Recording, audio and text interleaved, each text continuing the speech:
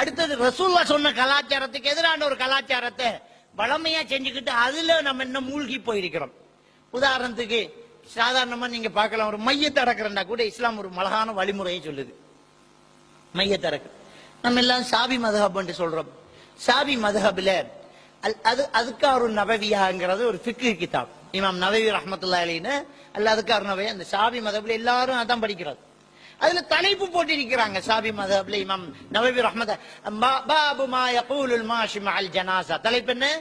ஜனாசாவை துயர்ந்து செல்பவன் என்ன சொல்வது, மையத்துக்கு கூட போறவன் என்ன சொல்லிக்கிட்டு போறது, அதான் தலைப்பு. தலைப்பை போட்டு போட்டு சாவி மதஹப் பத்துவா என்ன தெரியுமா? மையத்தை கொண்டு போகும்போது மௌனமாக போக வேண்டும். மௌலைமார் கேட்டுக்கு இருப்பீங்க, நான் சொல்ற கிதாபுல இருக்கா இல்லையா சொல்லுங்க, மக்கள்கிட்ட உண்மையை சொல்லுங்க. சாவி மதஹப் சட்டப்படி மையத்தை கொண்டு போகும்போது மௌனமா போகணும்.